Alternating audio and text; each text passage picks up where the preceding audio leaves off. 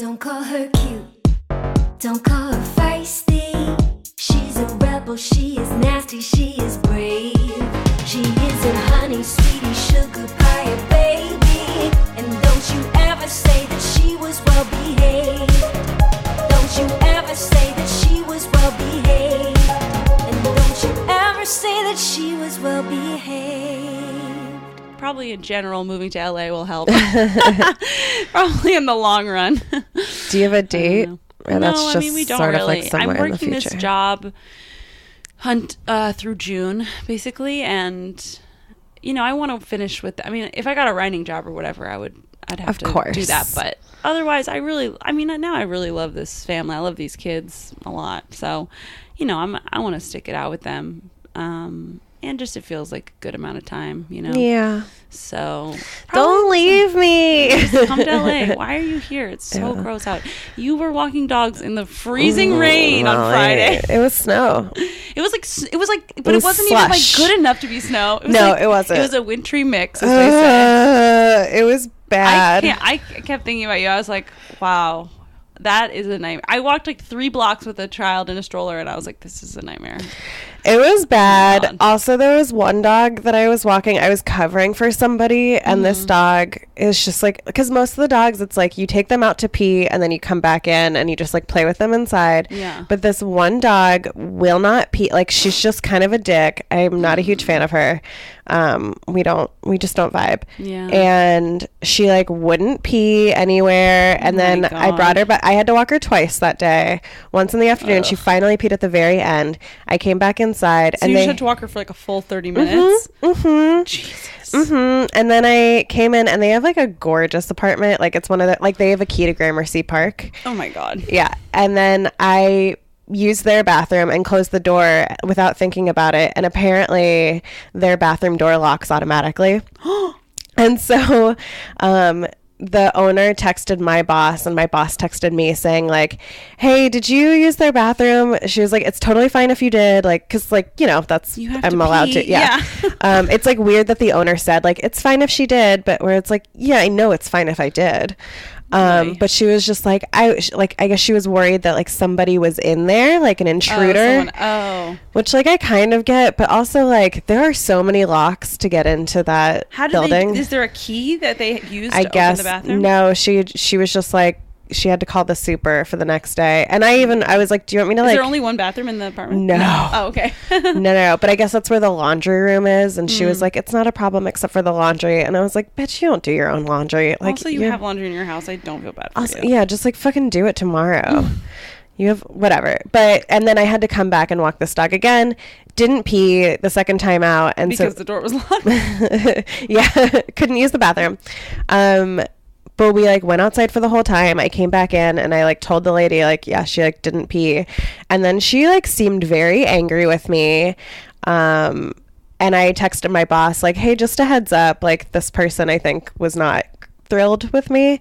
And my boss just texted back. She was like, whatever, she can walk her own dog then, like in this rain. Like she was just so, it was nice. In this weather, it's nice when your boss has your back. Yeah, that's great. As she should. I mean, she should be grateful that you're coming in this weather. Yeah. I mean, God, that's crazy. It was rough. And then I came home. And then you had 2 sets. And had 2 sets. Oh my God. But they were good. The first one was like fine.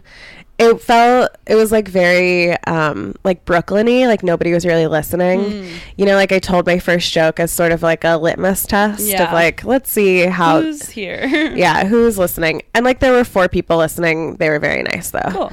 All right. And then the second show was great. What was that one? That was at where Bunga's Den used to be, at Offside Tavern, or like next to and above Bunga's Den. And it was so good. It was like the kind of place where you have to like know which doorbell to ring, like which buzzer to press. It was not in Offside Tavern? It's not actually in Offside Tavern. It's like the door. Is it an apartment? Kind of. It's like an apartment building, but it's like the door next to it. Space? I guess so. It reminded me of what am I thinking of? Brick something used to be where it was like no, here.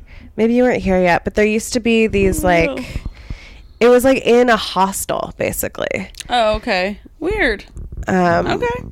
but it was there and it was great, and there was like a lady selling edibles, and there was a bar, and it was just like it felt just like very underground New York. Yeah, you know, cool, funky. And then I came home and I couldn't sleep. Shacky's out of town, and I just stayed up, and for some reason, and I tweeted this, but I couldn't stop thinking about Molly Shannon in Talladega Nights and how good she was, and how she didn't get any credit for it. Oh, wow. She was so good. That's the theme of the day. Yeah, it really you were is. Preparing for the podcast in your head. Basically. I remember actually thinking that movie was really funny. I have the worst memory. I will watch something. I mean, anything I've only ever watched once, I barely can remember it. I just remember how I felt about it, which I remember liking that movie actually, but I wonder if I watched it now if I would think it was stupid. I don't know. I just truly don't remember. I think it holds up. I do think, and this goes for most Will Ferrell movies, but I think you have to watch it with other people.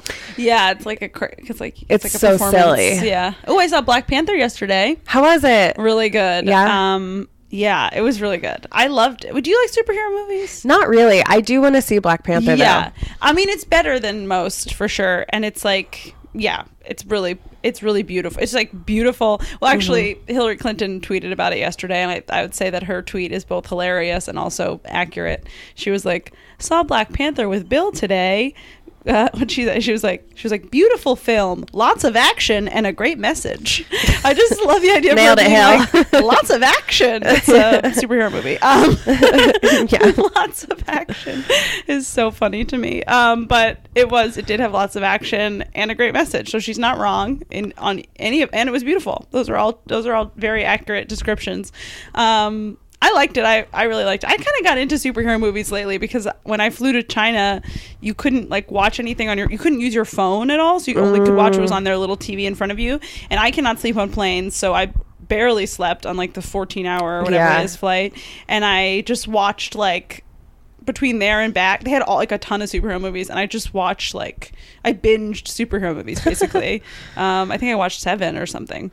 And so now are you like into the world? Now I still don't know the difference between like Marvel and DC. I don't really get it, but I like them. They're very satisfying.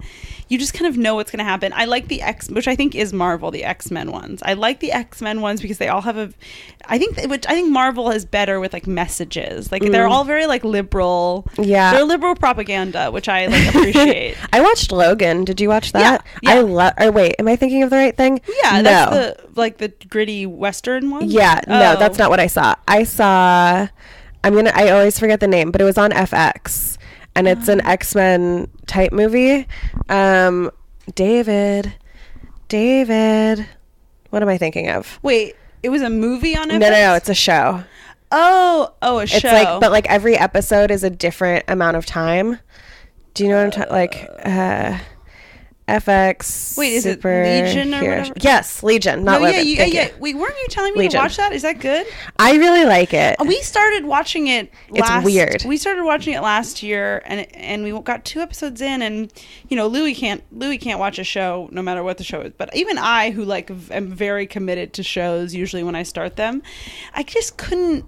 I don't know. People say you have to kind of get into it a few episodes, but I really couldn't keep going with it. I was like, I don't know. It's taken too long here. It takes a while, but once it gets going, it's really good. And they're into it. I will say they do a pretty good job at the end of wrapping everything up, of explaining sort of what was going on. What's happening. Because throughout the whole thing, you're like, wait, what time period is this? What's happening? Yeah, is this real? Is this not? Yeah, it was too many. Yeah, I think maybe I'm just you gotta tell me something here. I can't keep going with it. No info, just on faith, Right. But at the end, they sort of pepper in some clues throughout. But by the end, I mean, it's literally him at a chalkboard drawing and explaining everything out. So you can really tell and very see it. expositional. Yeah, but at the very end. But I really liked it. Maybe I should get back into it. I don't know. There's a million things. The new Atlanta's out. I haven't watched it yet. I'm very excited. I did watch. Have you watched the old Atlantis? Yeah. I can't be friends with Liz and Jordan and not watch Atlanta. And also, it's great. I did finally watch another episode of Black Mirror. Oh, which one did you watch? Hang the DJ. Yeah, the dating one. How did you feel about that? I thought it was really. I liked it actually. How did you like that and not San Junipero? Because that is. I will tell crazy. you why. No, that it's is just not. the worst episode. No, I liked it. Yes. Okay, for one. What? There's an actual twist at the end, which spoiler alert. If you haven't watched this episode yet, you're going months ago. Yeah, but I would be really mad if I was listening to this. Fast forward a few times. We're talking about Hang the DJ. Okay, there's an actual twist that they're like in a simulation. It's also like you can still see how, because you know what it was about like San Junipero is that it was not an actual like way of saying how technology can ruin shit. Like it was just like, isn't this nice? But this isn't how technology ruins shit. Yes, they like discuss like, do you think this is actually better than like what it used to be? Like there's that conversation that actually happens. Yeah, but what they think is happening isn't what's happening. Of course, which is why it's a good episode of Black Mirror. In San Junipero, like they're aware of what's happening. Like they know that they're in this like alternate, like, you know, like post like utopia. I just like enjoyed it. I think I thought it was just very average. It wasn't my favorite, but like I didn't hate it at all. I thought it was like I didn't really hate anything. I don't know. I don't think I have very strong opinions on a lot of like hatred towards a lot of things, a lot of media. Maybe that's not true.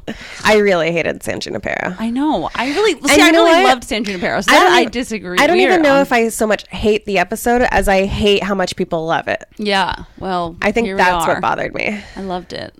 I also, you know what? I just love a nice, sometimes you just want something nice. Okay, but wasn't Hang the DJ something nice? Yeah, but it was just, I didn't think it was as well done. I didn't think it was as interesting. I didn't like the characters as much. I didn't think it was as beautifully shot.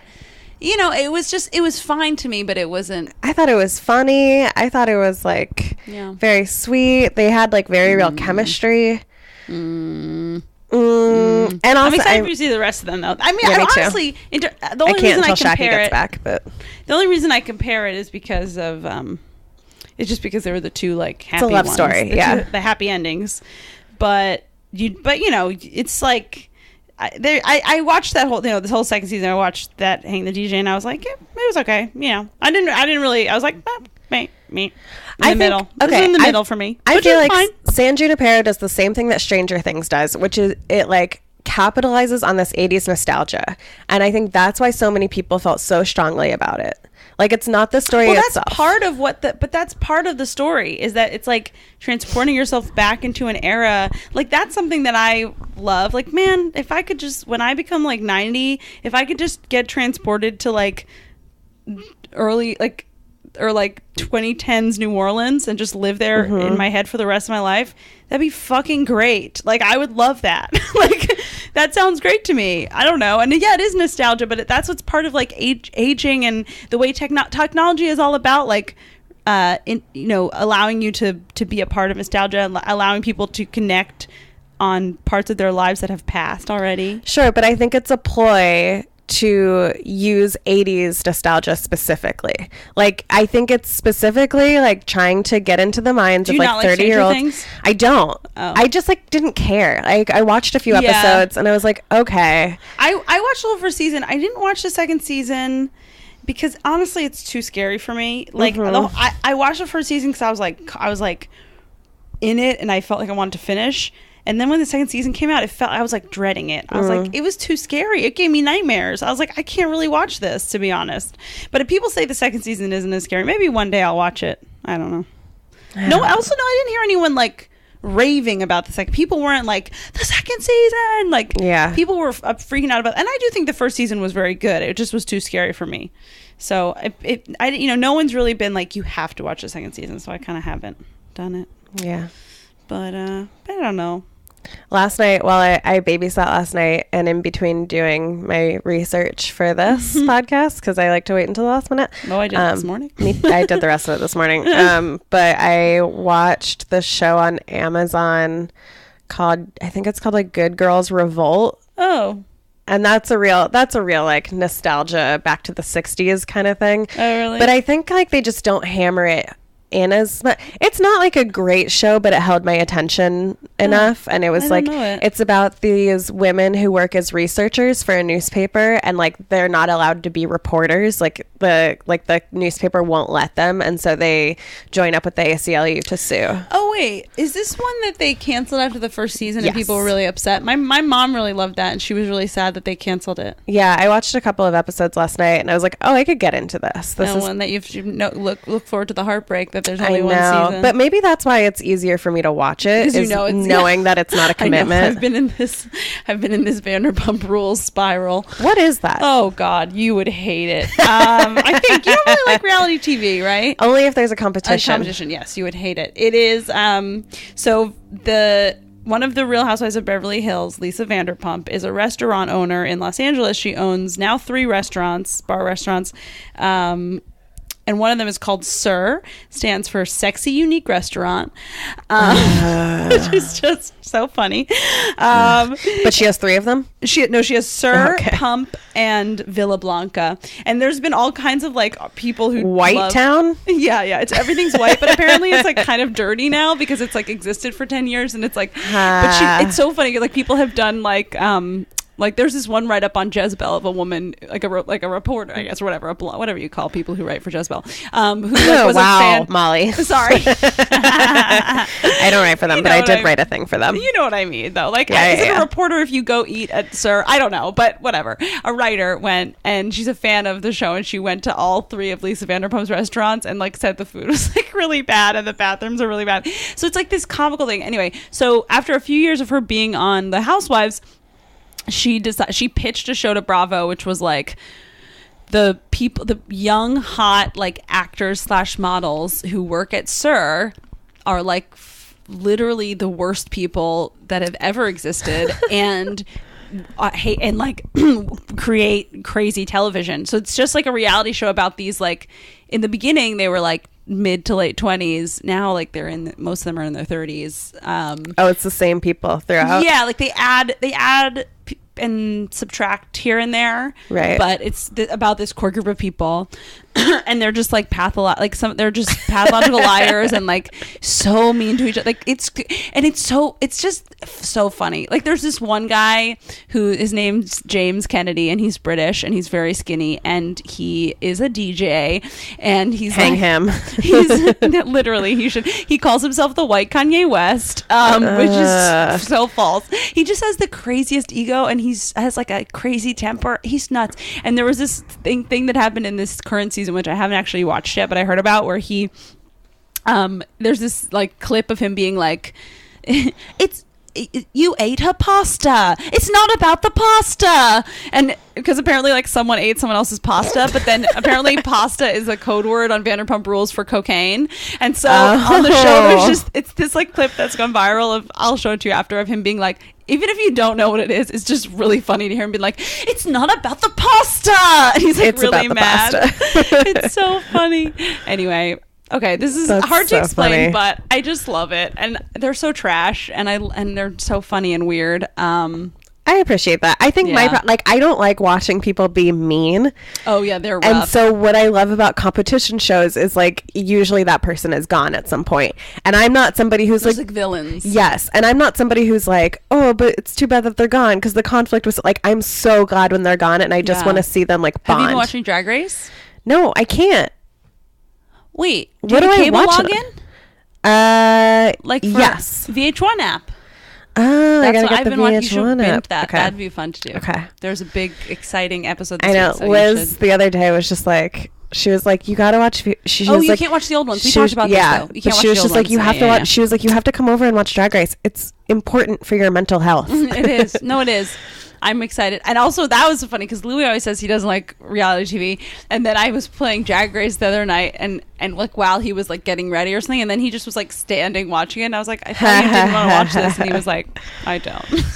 But then he watched the whole episode with me. I mean, that's how I got into Top Chef. Yeah. It was like Shaki just had it on, and I kind of like rolled my eyes because I was like, whatever. It's great. And then, I mean, before I knew it, we had watched 4 episodes, and then I left for a while, and I came back, and I was like, wait, what happened? And he was like, oh, I finished it. And I was like, you didn't care. I was like, but who won? And I was like, no, don't tell me who won. I'll go back and watch it. So. Oh my God. Anyway, we should probably get started. Hi. Welcome to Well Behaved. It's a podcast about obscure women in history. Herstory. Happy Women's History Month. Oh yeah, Happy Women's History Month. My name is Ariel Elias. I'm Molly Ruben-Long. And this is our podcast. Yeah, do I go first? You go first. I never remember. Okay, I will go first. My woman this week is named Peg Lynch. She is basically the creator of the sitcom, which like no one. Sitcom as like a the thing. genre of a sitcom. I was like, which am I supposed to know? I mean, she didn't like name it that, but like she was the first person to write originally for radio and then for TV. This show. Is it Ethel or Esther? Oh my God, I wrote it this morning. Ethel and Albert, which is so I'll get into the details, but basically she wrote the show, and like before that it was always like your feet are too big. It was like very like joke, and she was like, no, I literally just find situations and there's comedy in them. It's a situational comedy. I mean, she shouldn't even say that. She was just like, things around you are funny, so you just make it based on that or whatever.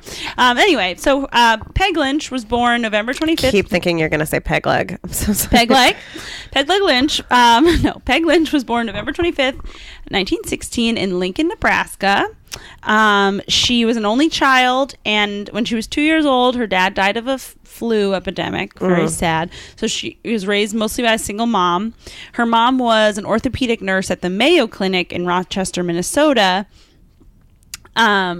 And she had a close like family relationship with the doctor, Dr. Charles Mayo, who was like the founder of the Mayo Clinic. Yeah. Also, fun fact, that flu epidemic killed more people than World War I. Really? Yeah. In 1918? Mm-hmm. Wow. And they kept changing. So like here, I think it was called the Spanish flu. Yeah, that's what But it's called a different thing in every country because they kept just trying to blame it on a different country. Yeah. We blamed it on Spain. Yeah. It was like lucky that they did. There was some story about how like the Dr. Charles Mayo, like when her dad got the flu, her and her mom like took a train. She was a baby, or she was 2. Her and her mom like took a train to wherever he was, like working somewhere in another town, and Dr. Charles Mayo sent some nurses over and like made sure that Peg Lynch got a vaccination, and then her mom didn't get one because there's only one left or something, but then she survived, so it was okay. I don't know. So I don't know. Most of this information is from peglynch.com, which is written and kept up by her daughter, and well, it's just like a lot of words. It's a little wordy. I feel bad because it's great that she's keeping up her legacy, you know, but the writing in the bio, I just feel like it could use a little edit. You know what I mean? Just a small edit. Anyway, but whatever. But thank you for doing that. Yeah, thank you for doing that. I know I feel bad, like you might hear. No, it's fine. I'm very grateful for the info. Yeah. And it's very cool that she's keeping her mother's legacy also, intact. Like, that's why you listen to the podcast. You don't want to look at the sources. Right. We will for you, and then we'll tell you. It's fine.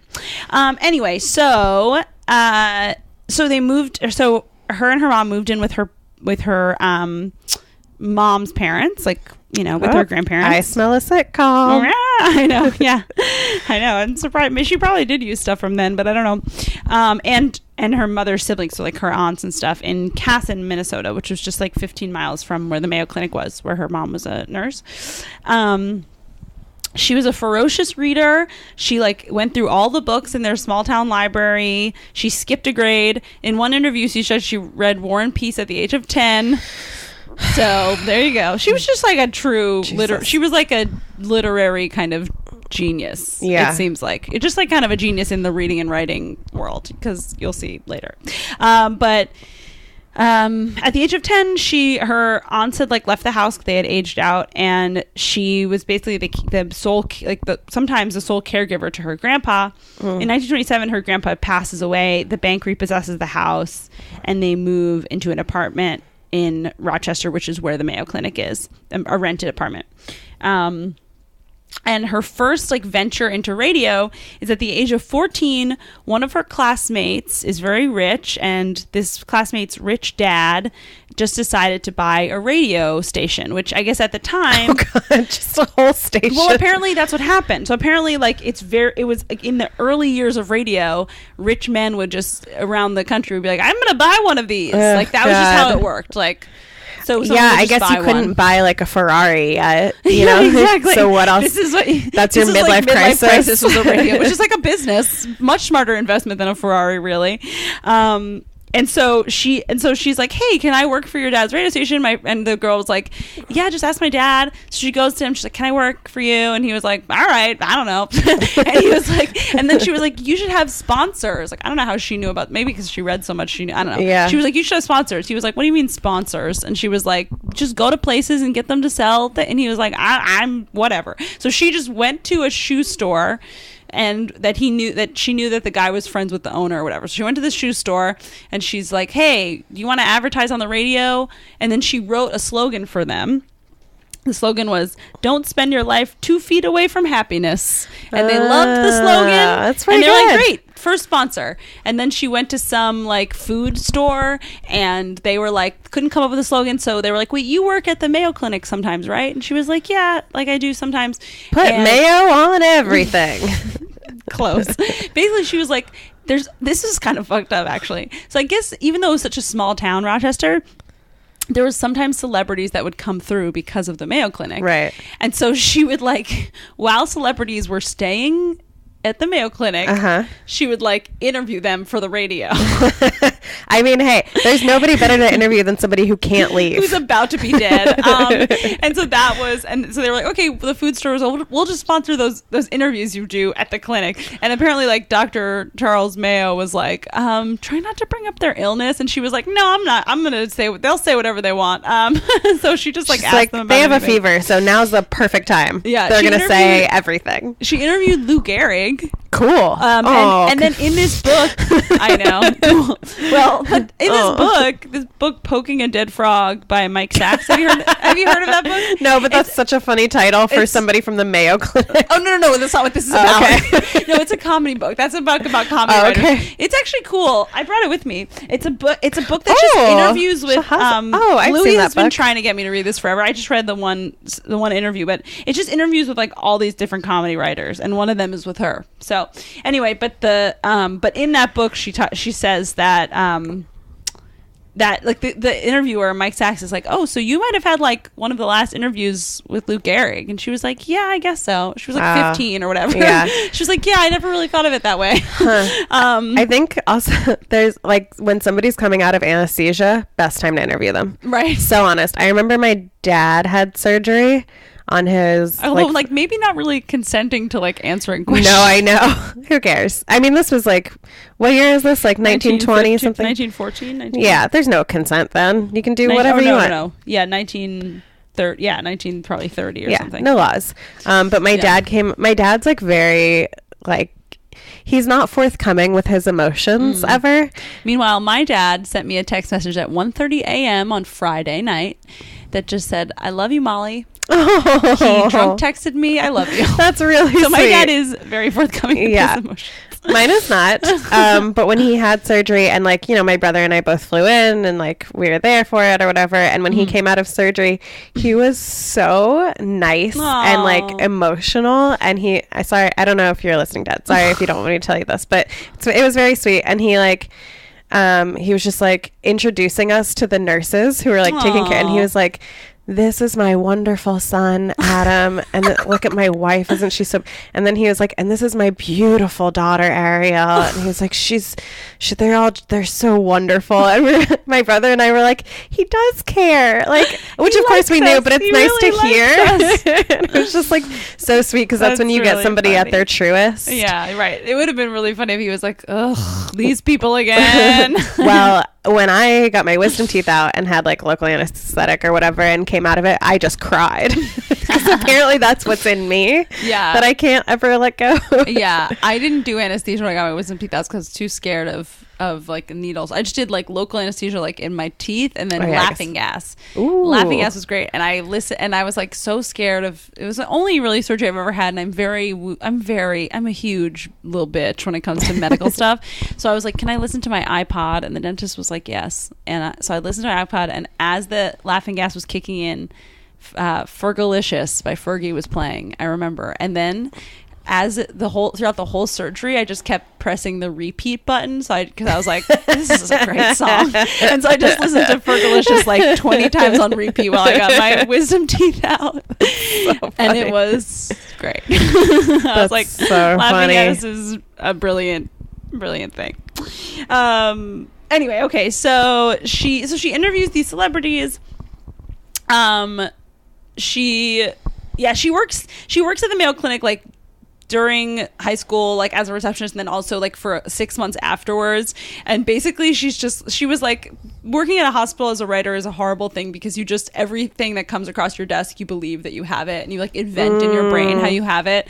And she was also just like, yeah, I didn't really like hearing these like people be like, I'm gonna go visit my son in Kansas, and like knowing that they were gonna die. She was like, this is, I can't do it. I was like, I get it. I don't know how. I mean, like, it's amazing to me that people work in the medical field. That is like, I think sometimes people are like, oh my god, I can't believe you get on stage. Like, I would have like, for me, I'm like, oh my god, I can't believe you are around a needle and like deal like that. It to like, me is put your hands in bodies. Oh my god, put your hands in bodies and like have to tell people they're not like, just like it's impossible to me to imagine. But anyway, so she was like that too. So I once had to tell a woman that she had diabetes and herpes, and she cried at the herpes.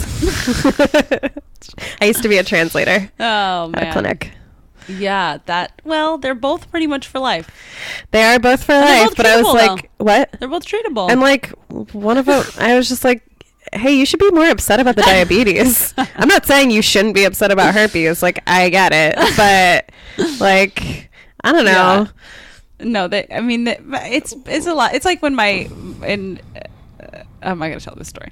Anyway, I just censored myself. Never mind. Okay. I graduated high school Peg Lynch graduated high school at the age of 16, 2 years early, because she had skipped a grade. And she entered Rochester Junior College. She like eventually went on to University of Minnesota as an English and acting major. She said something about how she was like, I didn't learn anything at college. I was already reading all this shit. Like I did whatever. But she sold her first script to the radio station WCCO in Minneapolis. In 1937, she graduated University of Minnesota, and that's when she was like going by Peg. Her actual name is Margaret. So before then, she was by Margaret, which is Peg. Margaret, Meg, Peg. Yeah, like also like sometimes there's nicknames that are derived from things that don't seem to make sense. But Peggy, like, actually is a nickname for Margaret, which doesn't make any sense. Betty is for Elizabeth. Yeah, Elizabeth. I mean, that kind of makes Elizabeth, sense. Beth, Bet, Betty. Right. And then it's, I don't know where, I guess Meg Peg, that's probably where it is. But anyway, but that's like a whole other. It's weird. Yeah. Anyway, but so she, in college, she reinvents herself. She goes by Peg now. That's when she went back to work at the Mayo Clinic and was like, no, thank you. And actually there was a thing where like Dr. Charles Mayo was like, you need to stop working here. You're very bad at this. And she was like, I agree. So she searches for a job for a month and lands at KATE. In Alberta, I know Kate, but that's the name of the radio station, at Alberta, Minnesota, as a copywriter, where she wrote 200 commercials a week, a daily half-hour women's show, a weekly half-hour theater show, weekly farm news program, plus 3 10-minute plays and 2 5-minute sketches per week. Holy shit, dude! In the end, I mean, this is going to be like the bombshell, but I'll just drop it now. She writes over 11,000 scripts, but then in the interview, she said that when it came to Ethel and Albert, the interviewer was like, how many scripts she said she thinks she wrote over 20,000 individual Ethel and Albert scripts, and they were all different. She was just that's some Shakespeare shit, dude. She was a machine. Like, she was like crazy. Some people can, like, Alexander Hamilton, and she's like that. She's like. And the interviewers, Mike Sachs is like, oh, did you ever like hire a writer to work with you for this show? She just wrote all of it. And because she was like, yeah, people would send in scripts and they would be good, but like they weren't really what I wanted. She just was like, no, I'm just gonna do it. She would like wake up at 4. You know, she was just like someone who just like produced so much writing. I wish I had that gene. Oh my god, me too. For me, I'm like, ooh, it's like a slog through the mud. I'm so jealous. I've been working on a half-hour script for 3.5 years. Well, haven't started. Just been working on it. She takes her half an hour to write 3.5 scripts. So that's perfect. Anyway, so during this time while she's at KATE, she creates this Ethel and Albert thing. It starts as a filler sketch, kind of between different commercials. Oh, like The Simpsons. Oh, is that true? The Simpsons started off as like a quick little, like a short in between thing. I didn't know that. That's cool. Yeah, so it's kind of like that. Started as like the little thing, and people kind of liked it. She started writing commercials with these two characters. It's about this couple, this young couple in a town called Sandy Harbor. They never mention a state, you know, and like The Simpsons. Oh yeah. Springfield. Ooh, wow, a lot of trajectory here. A lot of commonality between Ethel and Albert and The Simpsons. Homer and Marge. Yeah. Ooh, wow. Anyway, but so it's Margaret. Marge. Holy wow. Shit. We're unearthing you a guys, conspiracy. Kate Lynch was robbed of her. All of a sudden, we turn into Alex Jones. But for Pigledge and this. Yeah. Oh, what's that? Alex Jones. He's just like, oh, I'm just angry. Suddenly Cookie Monster, which is Alex Honestly, Jones. He is like bullshit monster. Okay, so she creates a thing. It's about these husband and wife, and the thing, like I said earlier, the thing about these characters is it's less reliant on like jokes and more like just situational kind of writing. Like I watched part of one of the TV when it eventually ends up on TV episodes, and it's a lot of like there's the scene that I watched where it's like her being like, what should we have for dinner? And he's like, I don't know. And she's like, maybe pork chops. And he's like, okay. And she's like, no, but we always have pork chops. And she goes through like a whole list of things, and there's like a reason. Like it ends with her being like, veal cutlets. And she's like, then I gotta go get my brown shoes and the heels because those are at the shop. And every time the husband's like, okay. So it's like that kind of thing where it's like not reliant on like jokes. It's reliant on the characters and like the situation. And you're like identifying with it because even still, yes, a lot of it was like it was all about like it was and she was sort of the first person to be like, oh, there's situations all around me. I'm sure I'm gonna maybe find the quote, but she's the first person who people were like, oh my god, I've always thought that. Exactly. And she said it. And like, oh, this is something that happens in all like relations. Like, yeah. She said, it's the little things in life that have always interested me. How people in relationships talk to one another, what they say when they really mean something else. So I mean, yeah, it's like it's so common now, but she really was the first, and it wasn't strange to her. She just like that's just how she wrote, and it was very popular, and she wrote so much of it that she got so good at it, you know. So she creates this thing. It kind of gained some popularity. She sells it to a radio station in Charlottesville. She has a horrible boss there. She ends up selling it to, or not sell. When I say selling it, to be clear, another cool thing is that she never gives up the rights to it. So she has it. Well, I shouldn't say sell. I should say it gets produced at, it's produced at this radio station in Charlottesville. It gets produced in she like rents it out to them. Yeah, basically, and like you know, in Maryland. And then it becomes a very popular 15-minute, 5 times a week radio show. She played Ethel, and the part of Albert went to like many different people. The first person it went to was this guy, George Russell, who was a broadcaster from the original Minnesota station. And then it was played... then apparently he was like a serial thief, so he had to quit his job. And then he was replaced by this guy Willis Conover. She was briefly engaged to him, and then there was this story about how like they went to a movie and he was like hitting on a blonde woman, and then she like the next day at work she just like broke off the engagement and then didn't speak to him for a year, even like a year while they were doing the show together. Wow. And then in February 1944, she has $500 in her pocket and she heads to New York City. And she is like the person that we all would hate because she like made it in 2 months. She was here for 2 months and fucking made it. She's approached by this producer, Robert Maxwell, who later produces like the Superman and Lassie shows on TV, and to take over writing this serial radio show. That's kind of on hold. At this point, this is the point where NBC Radio approaches her and is like, we want to co-own Ethel and Albert. And she's like, absolutely not. I own it and I will take it wherever I want. And that was like the smartest move she ever made because she would have had like way less money and way more opportunity. She moves it like, because she owned it, it ends up like, I'll kind of go through it, but it ends up going to like so many different radio stations, so many different networks. Syndicated. Yeah, and it's all over the place because she owns it and she's not tied to any network. Right.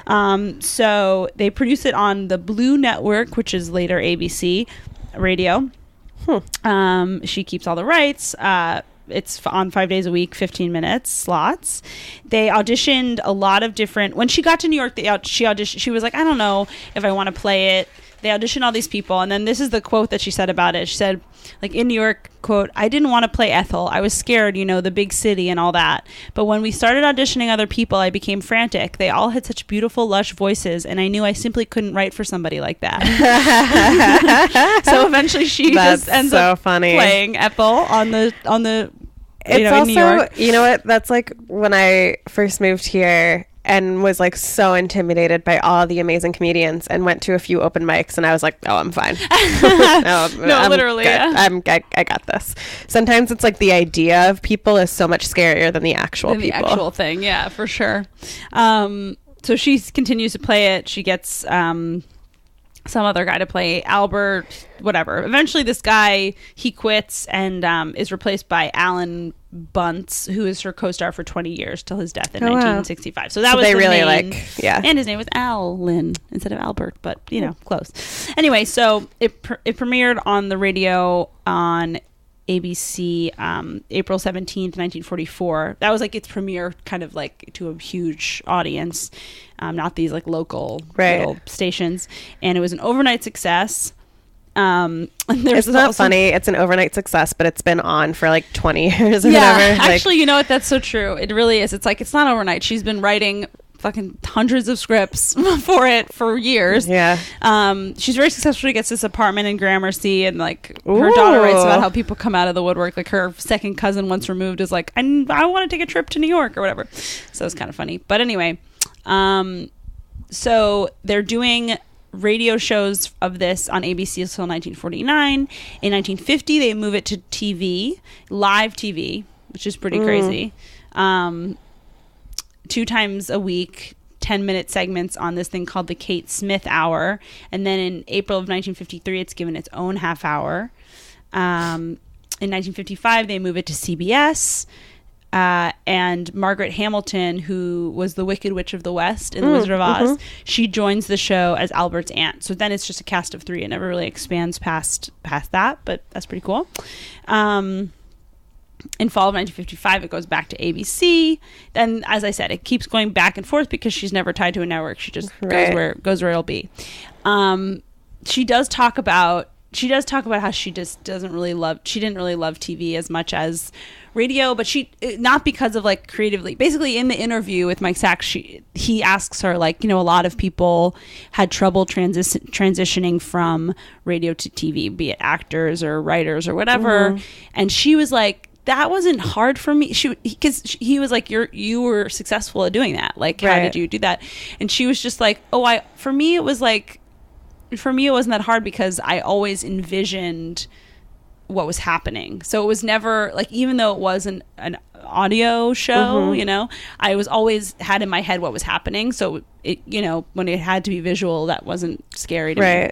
So it's kind of cool. You just rewrite it a little bit, but it's the same scene. But I think, I don't know this, she didn't say this, but I also think because she had so much control over it, she was able to just make it exactly what she wanted it to be. And like, it kind of didn't get lost in translation. Well, and it's like a lot of times when you create something and you're trying to pitch it to somebody, like they have all of their notes and you're still like sort of unsure about the concept itself. But if she's already been doing it, like basically she just spent years and years testing it in these local stations. And so she was just like, no, I know these people. Like they would never. And so she like the transition to TV wasn't so hard, but she just didn't really like, she just thought it was a dirty business. There was this like TV? What? No. I know. She had this like conspiracy that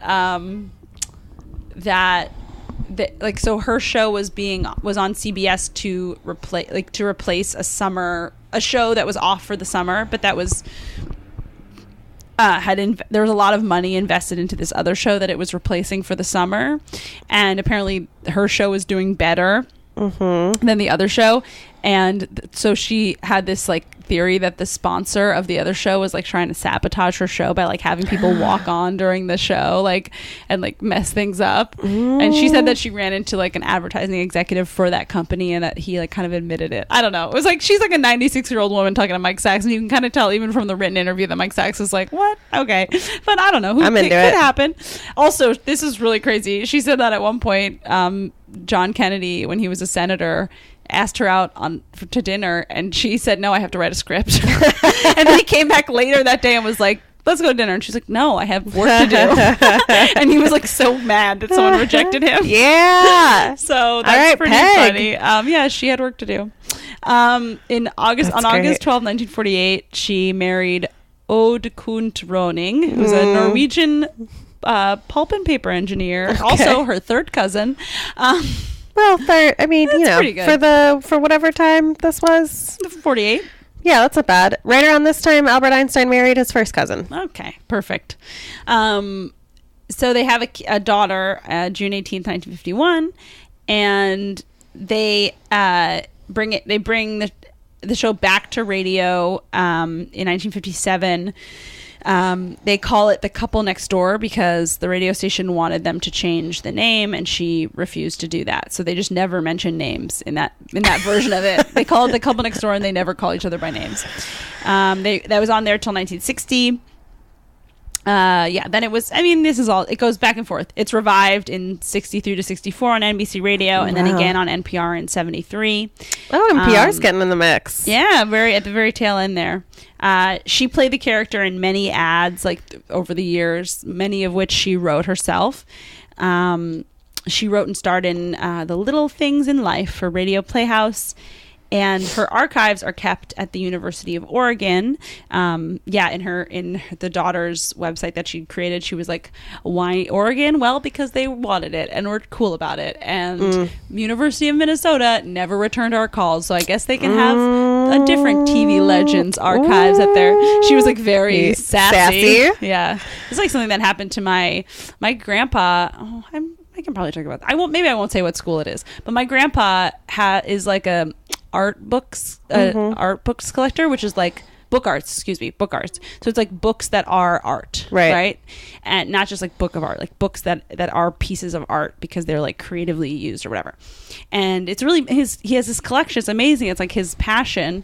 And it's very valuable. Like these collections and the university that he went to, he was always very proud of it and very on board. And then like they had a new president, and they like kind of like scoffed at him about it or something, and like they didn't handle something properly, and he decided to like not when in his will not leave them the book arts collection anymore. So it was very scandalous. It reminded me of this. It's like, it's like, I don't know, just be nice to the people who are going to leave you something cool. Yeah. Like, why wouldn't you be nice? Like, I don't know. It's such a dumb move on University of Minnesota's part. Like, this is an amazing archive to have. And like, such an important figure. Could be the selling point for a student who's like thinking about where to go. That's like kind of what sold me on Tulane was their jazz library. Oh, there you go. It's like, and their Spanish library. It was that made me mad for her, but whatever. Luckily, University of Oregon gets it, and they've preserved her archives, and they have like some interviews with her on YouTube and stuff. Good for you, Oregon.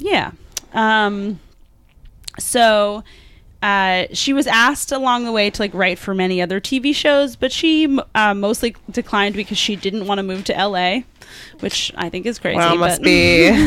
Can't relate to any of that. Yeah, nope. Nobody. I want to move to LA, and nobody's asking me. No, nobody's asking me. Opposite of my problem. So she wrote, as I said before, over 11,000 scripts, but then in the book, it said that she wrote over 20,000 for anyway, thousands. She wrote thousands, tens maybe of it's thousands. Just like that's what they can confirm, and she's like, no, it's way more. Yeah. So anyway, she revised some of the Ethel and Albert's for many live radio conventions, like in the 2000s. Like she would kind of bring as like a woman in her 80s and 90s, which kind of like should like come to these radio conventions and do them, which is like cute. And then she passed away July 24th, 2015. Oh wow. That's late. Yeah, she was 98. So she also Is like that right? 90. Let me see. Oh man, I wish she had a podcast. I know. 1960. Yeah, she was 98. 98. Yeah. She a New York Times reporter described her as, quote, having an uncanny knack for catching the smallest situations in married life and turning it into a gem of quiet humor. And then this is a pretty funny quote from the interview with her in Poking a Dead Frog. She said, "I've heard from various people over the years that the conversational style in Ethel and Albert is similar to a show I've never seen. Ziegfeld, Feigl, something like that." I was thinking that, but anyway, yeah. So basically, a lot of people make the comparison that she was like the first show to do a show about nothing. Yeah, like that she was and it is like you can tell like the conversation, like when you watch the show, it does seem to have, it's a little more, it's more modern sounding than a lot of those other old shows that are kind of just like very, very jokey, you know. It's much more conversational and situational, and it was kind of about nothing. It was just about life, about mundane life, you know. Yeah. So yeah, a lot of people kind of compare it to Seinfeld in that way. But I just thought that was really funny. She was like, Ziegfeld? Like, I don't know what it's called. Something Jewish. Basically. Like borderline anti-Semitic, but cute. Anyway, so that's Peg Lynch. Yeah. Great. I have to pee. Let's pause it. Let's take a break This real has been quick. very long. Whatever. Black and white cookies, freaking out. I know. Or apparently there's no one's done the Florida project yet, so that would be like some kind of ice cream, but then also booze. And I was like, oh, I wonder maybe I could do like some kind of boozy ice cream, like a rum ice cream, like a rum raisin, or like just get like root beer floats and like alcohol. That would be good. Isn't those like maybe like bourbon root beer floats or something? Okay, that'd be kind of good. Root beer, vanilla ice cream, and bourbon. We used to have root beer floats at this restaurant that I worked at, and foreigners, apparently the combination of root beer and vanilla ice cream tastes like a toothpaste that they have in Europe. Oh. And so foreigners would hate it. Weird. Oh my God, they're so good. I love root beer floats. I forgot to ask you, what are your sources? Oh, shit. Yeah, so one of them is Poking a Dead Frog by Mike Sachs. And the New York Times, obviously. Yeah. One is the New York Times obituary by somebody. And the other is Peg Lynch. The New York Times obituary by Bruce Weber. And then PegLynch.com. Okay. Cool. I guess you said those throughout your thing. Yeah, but it's good to have it. It's good to have. It's good to have. All right. My woman is Mary Harris. So Mary Harris was born sometime between 1830 and 1844, which is a wide age range. I think so. Like she was baptized in 1837. So like that's usually what people usually attribute to her birthday. She was born in Cork, Ireland. Her father was an illiterate milkman. I've been there. To Cork? What's it like? Is it pretty? It's pretty. Is it in the south? I think it is in the southwest, maybe. I'll look it up while you do that. Okay. Well, she didn't have a great time because the potato famine happened. Boo. And then when that happened, Ireland's population was reduced by 20%, between 20 and 25%, because 1 million people died and then another 1 million people fled. Oy. And like Mary sees all this shit. She sees like starved corpses being hauled off while food is being exported out of Ireland. And that's like the first thing in her that's like the the distribution of wealth and like this shit's bullshit. I was right.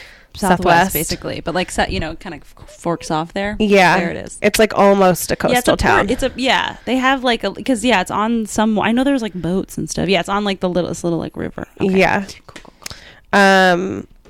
So her family is basically just like, fuck this, we're going to Canada. And so this is also why I think she was not born that late in 1844, because it said that when she was a teenager is when they went to Canada, but like I guess the famine started in 1847.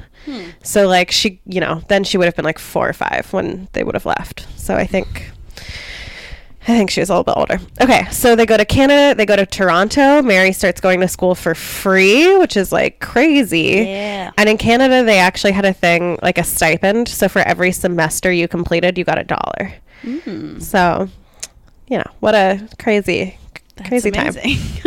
And then Mary Harris moved to Michigan. She became a teacher. Then she moved to Chicago for a minute and was like a seamstress. And then she ended up in Memphis, Tennessee, right around 1860. Hot time. Yeah. but she's just like, whatever. Spicy time. Yeah. But she's just like, whatever, like Civil War, no big deal. Like I grew up in a famine. She doesn't get it. She's like, I've been through other shit. Yeah, basically. And that seems that like become like, I'm not going to spoil it, but like her life gets so shitty that by the time that she's like ready to do shit, she's like, nothing can scare me, basically. Yeah. So yeah, it gets bad for a while. Just a heads up. Ooh. She marries this man named George Jones. He's cool. He was like totally fine. He wasn't mean to her or anything. Okay. I don't think. He was an iron worker, and he was like really into organizing and unionizing, and like really believed that like, when the people have the power, like everything's better. And he kind of like brings her into the fold. Like Mary was just all ears, and she was really into it. And at this time, like Mary was still a Catholic, so they pop out 4 kids in 5 years, and just like everything's going well for the Jones family, right? Like keeping up with the Joneses. Keeping up with the Joneses. They're not wealthy by any means. Like they're just like wealthy in love. They're wealthy in love. They really seem to be. And then the Civil War ends, and so Mary has this dress shop. And George is like making whatever it is that people make out of iron, and everything's fine. And then in 1960s. Irons. In 1860, jump ahead 150 years. In 1867, there's a yellow fever outbreak. And in 1 week, Mary's entire family dies. No. What about Mary? Mary's fine. And I looked up like yellow fever basically, and I guess, I don't know if it like used to be, I guess it was much more deadly before. It's transmitted through mosquitoes, but a lot of people never have symptoms. And once you have it and you survive, you're immune. So I don't know if like maybe at some point in her life she had already had it, or like, she got it but didn't have any symptoms because she was fine. And then everyone else died. But in a week. She said, one by one, my 4 little children sickened and died. I sat alone through nights of grief. No one came to me. No one could. Oh, my God. And her husband. Yeah. Oh, my God. And then, so that's horrible. She's Irish Catholic, so she bottles it all up. Yeah. She, like, never talks about it again. She then moved to Chicago to work as a seamstress for these rich families. And she would be in their fancy homes and then like look out the window and see all of this homelessness and hunger. She said, I would look out of the plate glass windows and see the poor, shivering wretches, jobless and hungry. Is that good? I'm trying to channel. It wasn't terrible. I'm trying to channel Katie Boyle, and I didn't want to try it for the part where she talked about her kids dying. Walking alongside the frozen lakefront. You're close. The tropical. Wait. Okay, I'm done. The tropical contrast. Wait, hold on. Is that still? Yeah, okay. The tropical contrast of their condition with that of the tropical comfort of the people for whom I sewed was painful to me. My employers seemed neither to notice nor to care. What city is she in now? She's in Chicago. Chicago, okay. Got it. And this is like 1868. Cool. So if you know your Chicago history, she just has, I mean, poor Mary truly has the worst timing. Dude, it reminds me of there's a girl who, so my high school was 3 blocks from 9/11. Mm-hmm. It happened the year before I got there, but there was a girl who was a freshman in high school at Stuyvesant during 9/11, and then a freshman at Tulane during Katrina. Oh my God. Isn't that crazy? It's one girl. Maybe there was like 2 people. I just know that there was definitely one girl, which is like, what the fuck? Did she also then decide to run the Boston Marathon for the first time? Too soon. No, I don't think she did. Yeah, man. Anyway, there you go. So Mary was... It does remind me of Mary. I mean, she's born into the potato famine. She moves to Tennessee at the beginning of this. Like it said, one source I said that she opened up her dress shop on the eve of the Civil War breaking out. And then she just like also happens to be there for this for this outbreak, and then moves to Chicago. Jesus Christ. And 1871... the Great Chicago Fire, because somebody thought it was a good idea to build every building out of wood. Yeah. That's smart. And so in an instant, once again, Mary loses everything. Oh my God. Jesus Christ. So now she has no family, no home, no job, and the whole city has been destroyed. So it's not like she can go out looking for work, right? God. And what people do? I don't know about this. I should read about that. What did people do? I don't know. Well, and so instead of getting depressed, like I for sure would have. Oh my God. She, there's just like... I cried today about not being invited to an Oscar party.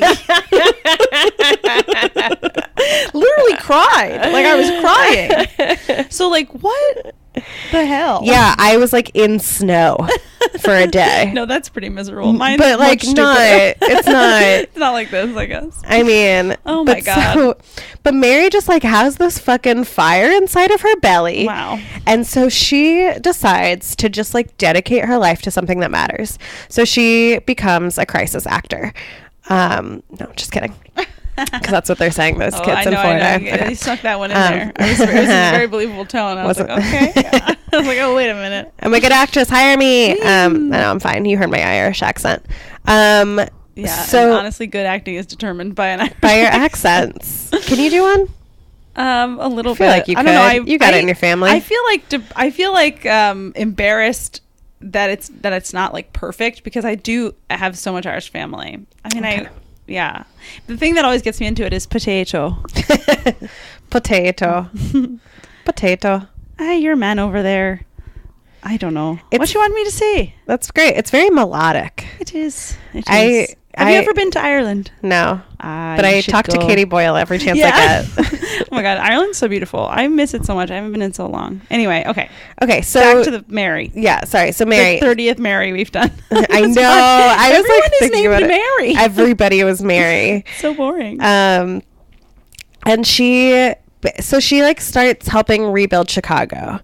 And she's working with these labor unions. Mm-hmm. And she's just like right at home there because her husband, who she like seemed she seemed to love. Yeah. Was, he was a laborman. Yeah. And so Mary starts like learning how to organize with them.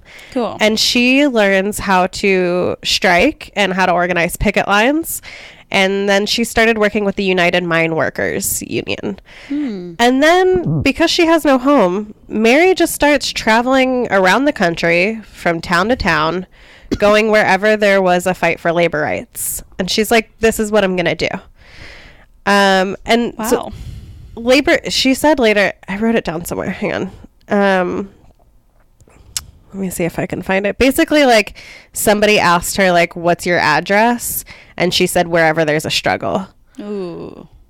She was, really, where can we send your mail? That's not helpful. Yeah. Yeah, they're like, but, like, we need your voter registration for, no, women can vote. Trying to send you a bill. Women could not vote. Yeah. So labor conditions at this time sucked, especially like in the coal mines and like factories and stuff. Basically, work days were between 10 to 14 hours. Pay was super low. There's no minimum wage and there's no minimum age. So like jobs were super dangerous because even if there was lots of children in them, so many children, and even if there even if there were regulations imposed, there was like no follow-up to make sure that they were actually like followed. Oh boy. Way with words, Ariel. There. But also like the people who own the mines and the factories and these mills and stuff were the richest of the rich, right? It's like JP Morgan and John D. Rockefeller. Like these are the owners of the mines. And Mary did not fuck around with them. Yeah. One time she heard someone call Rockefeller a great man, to which she said he was the greatest murderer the nation had ever produced. Whoa. And then on the rare occasion that these people were fined for their violations, it was like no big deal because they have all this money. And they had all of these politicians in their pockets. So they're just like, whatever, like don't make this a priority. Yeah. Ironically enough, most of the coal miners themselves were immigrants at this time and black people. So like it was a lot of like the Great Migration had happened where a lot of like black people left the South. They would come to sort of like middle America, and a lot of them worked in coal mines. And then just like all of these immigrants from different countries.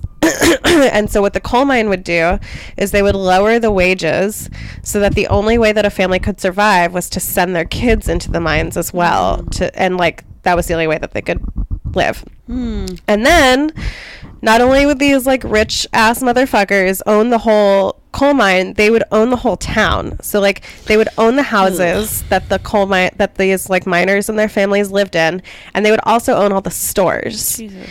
And then when payday came, these people weren't actually paid in cash. They would be paid in like vouchers, basically, that they could use only in their town. So they couldn't like, so all of their food had to come from the stores that were owned by the coal mine company. And then they would like inflate the prices. And so this would keep people like entirely dependent on the mine, right? And it like keeps people from rising up. Because if they like tried to organize, then they would not only lose their job, but they would also be evicted and just like lose everything. And it's not like they could save any money. Yeah. Because they weren't being paid. Lord in heaven. In other words, it was feudalism. That's what that is. American capitalism. It's just feudalism. Really bad. It's also sharecropping. That was the same system. Yeah. So. Oh God. But Mary at this time, who had lost her 4 children, her husband, her business, and her home, truly did not give a fuck anymore about what the authorities might do to her. Scorched earth kind of gal. Wow, was she. At this point, she's in her 60s. She's like a real sturdy looking woman. Yeah. She starts dressing in all black. And she did not care much for the temperance movement. Sick. Well, she's Irish, so she's Irish. Also, it means she didn't really care much about women's suffrage. Yeah, because they were tied together, right? And she also was just like, basically, she had been raising hell and realized that she was effective without voting, and so like to her, voting was not really a priority. Yeah. Like money was more important to her, like controlling people's wages, right, which is an argument that's still used today. Totally. She would have voted for Bernie. Probably. She was a socialist. One miner said, she came into the mine one day and talked to us in our workplace vernacular of the mines. How she got in, I don't know. Probably just walked in and defied anyone to stop her. Because that was the other thing. These like coal mines would hire guards, like armed guards, and they would prevent anybody from leaving or coming in.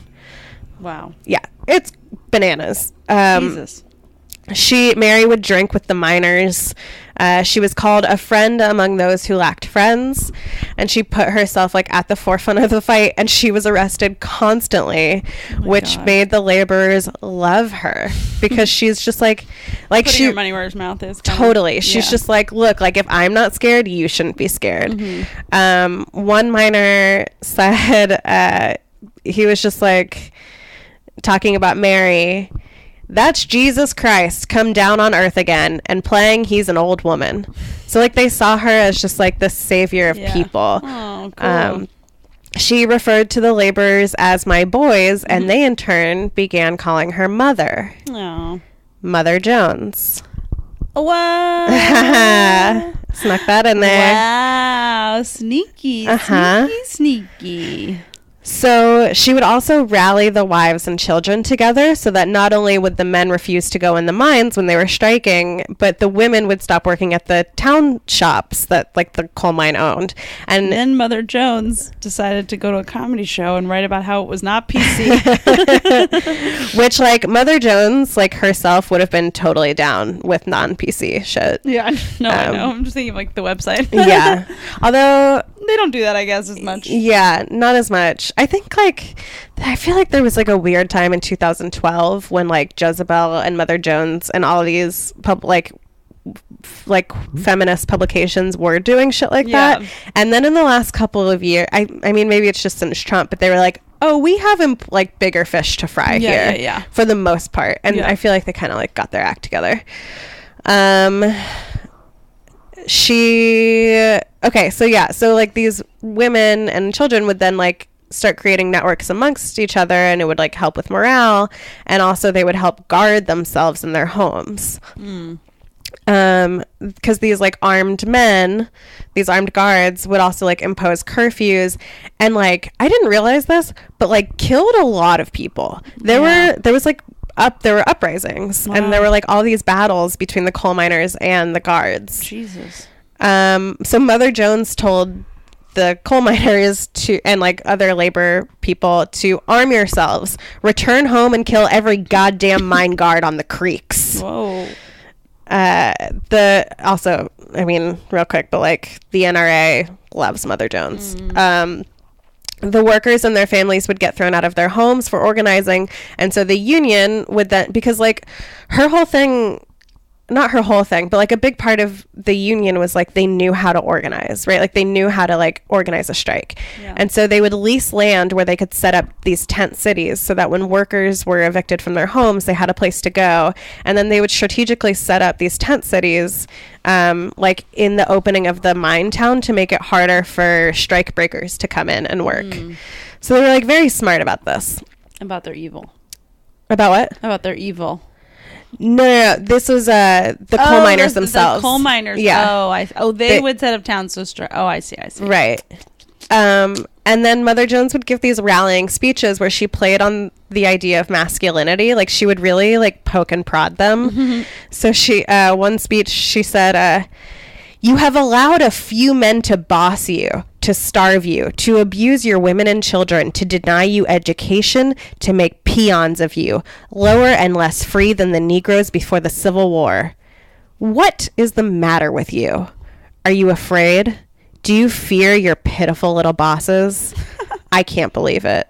I can't believe you're so cowardly. And I tell you this, if you are, you're not fit to have women live with you.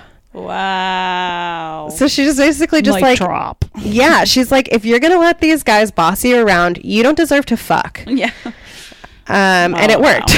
Real Liz Estrada for what? Liz Estrada. Yeah. Yeah. She often said, pray for the dead and fight like hell for the living. She also bridged the gap between black and white laborers, as well as like different nationalities of immigrants, because it was like really easy for these like corporations to pit them against each other, of this idea of like the immigrants are taking your jobs, or like the black people are taking your jobs. And she was the one who was just like, no, like they are the enemy. You guys are like, we're all cool. In the same boat. Except for the Chinese for some reason. Oh God. I don't know why. I couldn't find very much information. Chinese? She did not like the Chinese. Well, you gotta have one. Women, women's suffrage and Chinese immigrants. She wasn't a fan. All right. Well, cool. Nobody's purely good. Nope. Okay, and then in 1903, 1 out of 5 kids were employed full time, which at that time was 60 hours a week. Jesus. And like kids had always like had jobs, like they had always worked on the farms or like in stores or whatever, and they would become apprentices and learn trades. But when the Industrial Revolution happened, they like really relished in using kids for dangerous jobs, because a lot of them small hands. They didn't have to bend over to like work the crank or whatever. But like it's super dangerous, and all these kids are like losing fingers and arms, and then like dying because they took their eye off something because they're a child and they saw a ball or like color. Just like bad stuff. So in 1903 there was a strike in Philadelphia. The textile workers union, basically 100,000 people didn't show up for work, and 10,000 of them were children. Or maybe it was 16,000. I don't remember, I didn't write it down. So the textile workers union was calling for a 55-hour work week instead of 60. Reasonable. Yeah, I know. Well, it reminded me of this thing of like, you got to start small. Like you can't just go from like, for sure, you know, gun control. And also to make it so that women and children couldn't work the night hours. And Mother Jones showed up and was like, this is great, but we kind of need to focus this a little more. So let's like, these are like, we should be fighting for this, but optically, let's make this about child labor. Yeah. Because like the rest will follow, but this looks like this really is bad. What's going to look sympathetic. And at this time also, like, the newspapers wouldn't cover these strikes because they were owned by the same people who owned the fucking mines. And so, sorry for yelling if you're listening to this in headphones, but basically she organized the March of the Mill Children, which was getting 200 kids to march from Philadelphia to Oyster Bay, New York. They hadn't suffered enough. I know. They stopped along the way. It's good. I know. It seems like just like that's what I mean, in 1903, that's what a field trip was. Yeah. Like, we're going to march across 3 states. Come on, one-handed Billy. Yeah. And like that was the thing. Like she wanted kids who were like missing limbs and shit, because when like photographers would take photos, like it looked really sympathetic. Worse, and it looked, and they had like signs that said like, we want to go to school, not to work, blah, blah, blah. She would stop along the way and give all these speeches and publicity. A lot of the kids also had to turn back because it's a long walk. No, it's too much. Yeah. And so by the time they made it to Teddy Roosevelt's summer home in Oyster Bay, she had around 50 kids with her. And like, but like newspapers started covering it because you can't ignore it. No, that's awesome. And then nobody was home when they got to Oyster Bay, but their point had been made. Yeah. Also, like Teddy Roos, he was probably home. Yeah. It was just like, say I'm not here. Just go tell him to write me a letter. Oh God. And so she wrote him a letter and he never responded. But on the way, by the president. This was kind of cool. Yeah, right. But Grover Cleveland, former president Grover Cleveland, let them, like her and these like 75 kids or whatever, stay in his barn while like along the way. He was just like, yeah, come, which like you can let them into your home, but okay. Yeah, but so Mother Jones like very much welcomed being arrested. She said, I can raise more hell in jail than out. Which like she did, because every time she would get thrown into jail, thousands of people would protest and write letters to Congress and the president, and also got more attention. Yeah, and she's this like 70-year-old woman at this point, where they're like, you're just arresting like 70-year-old white woman. A 70-year-old white woman. Yes, like truly. I mean, she was Irish, so at this point, I don't think the Irish were considered white, but like yes, optically she was white. She was just like a rapper, who like suddenly gets more street cred and like a hit song every time he's arrested. A U.S. attorney once called her the most dangerous woman in America. Whoa. Which she loved. Like it just became like nasty woman. Yeah. She was banished from t-shirts. Yeah. Most dangerous woman in America. I think somebody wrote a biography about her called The Most Dangerous Woman in America. She was banished from more towns and held incommunicado in more jails in more states than any other union leader of the time. And she just like kept showing up wherever shit was going down. She went, hold on. Ambulance. One emergency moment. Okay. She went to Colorado after the Ludlow massacre, which was where around 20 people were killed by these hired guards, including 2 women and 11 children. And like part of what these guards did was like, for one, they would just like shoot their guns into their tents just at random. But they also, and like what inspired the massacre was they burned down the tents. And like there were these, like they would dig out these sort of like trenches so that they could hide whenever the bullets were coming through. And so what happened was like a bunch, like some kids and women went under there, and then everything, like they burned down the tents and it collapsed on top and they suffocated, which is very sad. And maybe I shouldn't have told you all those details, but that's what happened. That's important. No, it's really sad. So Mother Jones like then came to them and was like helping them rebuild and talking with them and like hearing their stories, and then brought their story with her, and she would bring it up on like in all of her speeches around the country. She also had a tendency to like tell these stories. It reminds me so much of a comedian. Like she would tell these stories where she always had like a snappy comeback or whatever, and which is like, that didn't happen. It also feels like a politician, and that like the kind of like repeating of like horrible things that happened into very specific people is like very political. Right. The like, I met a woman in Ludlow, Colorado, and she told me. Right. There was something she said that reminded me a lot of when I guess when Obama was running for president the first time. I think it was still the primaries. I don't think he was the nominee yet, but he came to speak at Tulane, and I went and saw him. I did the same thing at NYU. I mean, it was in Washington Square Park, but yeah. And I remember like he had this line that I remember where he talked to somebody, and I mean, I'm pretty sure it was somebody after Katrina because he knew his audience. But it was like a woman who said she had less than nothing. And he was just like, when somebody in this country has less than nothing, we all have less than nothing. And like Mary Harris Jones, like she had a lot of like very similar rhetoric of this idea of like, when the poor, like when this country is filled with the poor, like the whole country suffers. Yeah, for sure. She then went to West Virginia, which had the highest minor death rates in the country. Minor, like in the mines, coal not miners, children. Yeah. She participated in the West Virginia Coal Wars, where she and the Union armed the striking coal miners with machine guns. Whoa. And she like did try to discourage them from actually marching in to fight, because she was afraid that they would just like be slaughtered because they were outgunned and whatever. And she was not successful. They marched in anyway. It was the Battle of Blair Mountain, which became the largest uprising since the Civil War. Over 1 million rounds were fired. Wow. And it's where we get the term redneck, because the miners would put red bandanas over their necks for solidarity.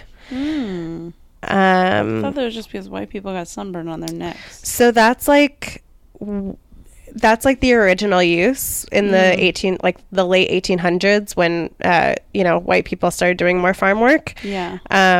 But it became more popularized once this happened. Some historians believe that She'll Be Coming Around the Mountains is about Mother Jones. Oh. And yeah, so Mother Jones, she did this until she died in 1930. She proclaimed herself to be 100 years old, even though she probably wasn't, but let her have it. Her last speech that she gave before she died was in support of the dressmakers in Chicago who were arrested and blacklisted for trying to unionize. And when she died, thousands of people traveled to Mount Olive, Illinois to attend her funeral. And then by October 11th, 1936, the Progressive Mine Workers of America had saved up enough money to erect a memorial where she is buried. And so now October 11th is known as Miners' Day and Mother Jones' Day. Wow. Where is she buried? In Mount Olive, Illinois. Illinois, yes. Oh, wow. And I think maybe it's not anymore, but I think it was a union-owned cemetery. Okay. That would where make she sense. Was buried. Wow. And that's the story of Mother Jones. I never knew it. Yeah, I didn't either. It didn't really occur to me that it was a real person. Yeah. So my sources were Elliot Gorn in this like very long YouTube video that's at the Newberry Library. The AFL-CIO, which is like a union website. Yeah. A lot of Wikipedia. Alamy.com, motherjonesmuseum.org, New York Times, Houston Chronicle, history.com, Spark Notes, which, you know, I haven't seen Spark, I haven't used that since high school, so it's nice to see, and biography.com. Wow. Good one. Thanks. Mother Jones, do you have any spots this week? That's Excuse a good me. answer. Thanks. I'll do mine. I have one tonight, geez. Monday night, at the Branded Saloon at 9:30. And after the comedy show, there is live band karaoke. Oh. So that's pretty fun if you're listening tonight, Monday the 5th. Come to that. I'm doing a show at the Pacific Standard on Wednesday. That should be a great show at 8 o'clock in Pacific Standard in Brooklyn. I'm not on this show, but on Thursday the 8th, I'm going to watch The Handmaid's Tale, the musical, at the Bell House. Nice. So you guys should all go see that. Yeah, I think that's it for me. Okay. I am...